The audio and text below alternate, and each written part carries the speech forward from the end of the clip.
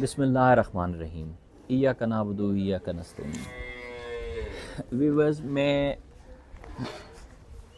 जो आज टॉपिक लेकर आपके सामने हाज़िर खिदमत हूँ, वो डेयरी फार्मर्स के हिसाब से बड़ा ही अहम टॉपिक है। और अक्सर लोग जो हैं इस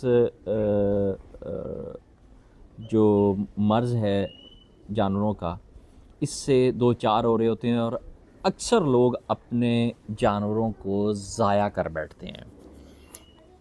अब उसमें होता क्या है, वो किस तरीके से ज़ाया कर बैठते हैं, वो सिर्फ़ और सिर्फ लाइल्मी की वजह से कि उन्हें समझ नहीं आ रही होती कि जानवर के साथ हुआ क्या है।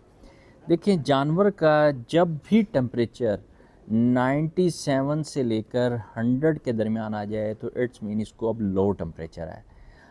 अब मैं सबसे पहले आपको ये बता देता हूँ लो टेम्परेचर होता क्या है, ये किस वजह से टेम्परेचर इसका नीचे आ जाता है, कम हो जाता है।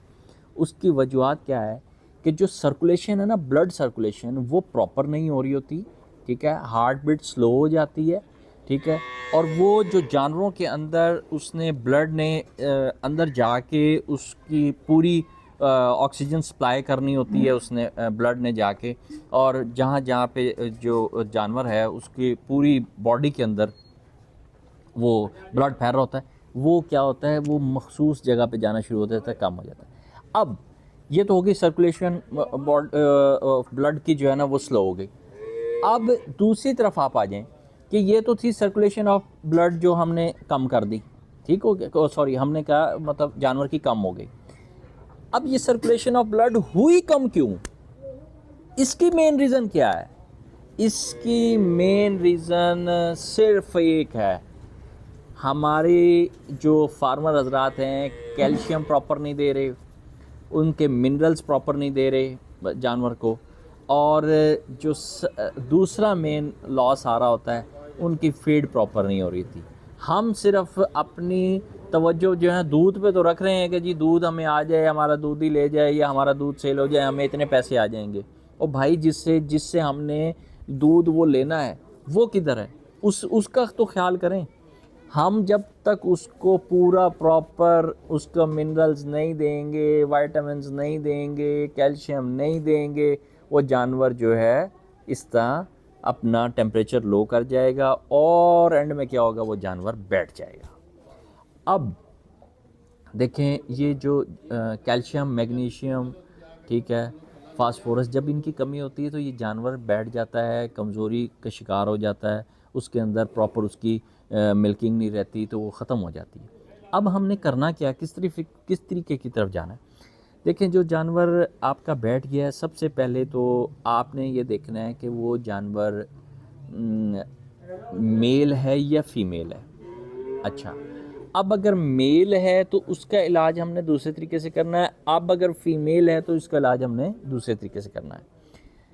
देखिए, मैं पहले मादा जानवर का बता देता हूँ, फीमेल जानवर का बता देता हूँ कि क्या करना है। देखिए, अगर फीमेल जानवर वो मिल्किंग पे है या प्रेग्नेंट है, देखें, डेक्सामेथासोन एक ऐसा साल्ट है जिसको हम, जिसको टेम्परेचर लो होता है, जब हम लगाते हैं तो वो टेम्परेचर को ग्रेजुअली जो है ना इंक्रीज़ करता हुआ ले आता है, ठीक है।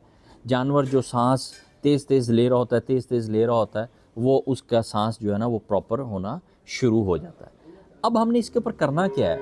हमने करना ये है कि जैसे ही हम फीमेल जानवर लेके आते हैं तो इसके ऊपर हमने डेक्सा तो यूज़ नहीं कर सकते, क्योंकि अगर डेक्सा लगाते हैं तो दूध भी ख़त्म कर जाएगा। अगर वो प्रेग्नेंट है तो वो एबॉर्शन कर जाएगा।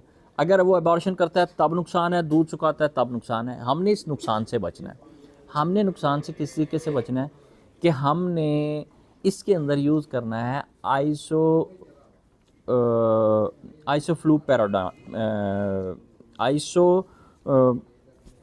आइसोप्रेड के नाम से इंजेक्शन आता है, आइसोफ्लूपेरिडोन उसका साल्ट है ये, ठीक है। वो आपने यूज़ करना है 10 ml, 5 to 10 ml।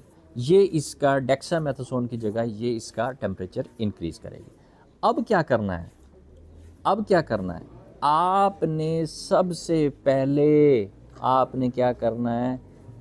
सबसे पहले कैल्शियम की ड्रिप इसको लगा देनी है।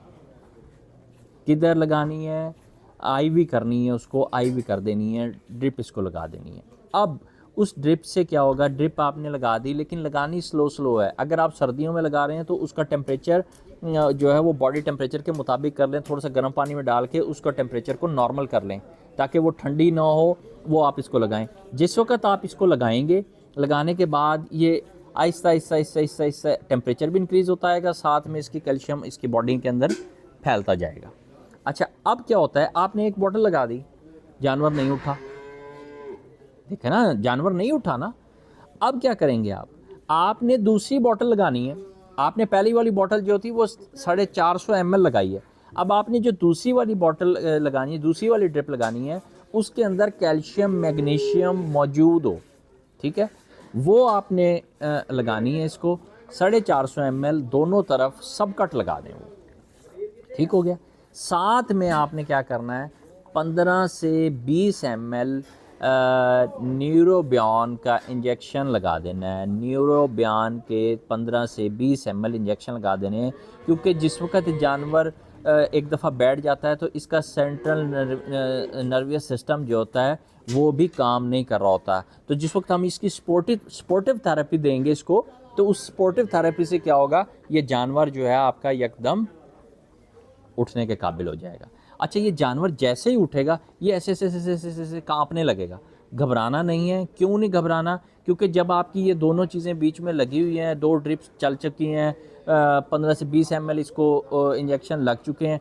अब उस इंजेक्शन के लगने से क्या है कि जैसे जैसे ये थोड़ी सी खड़ी होगी, थोड़ी सी चलेगी, तो वो जो इंजेक्शन इसके अंदर लगे हैं वो ऐसा इसकी बॉडी में फैलने लगेंगे, हिलने लगेंगे। जैसे जैसे वो बॉडी में पूरे होते जाएगा, इसका टेम्परेचर मेंटेन होता जाएगा और ये अपना जो है वो अपने आप को बरकरार करते आएगी। जो कपकपाहट है वो इसकी ख़त्म हो जाएगी।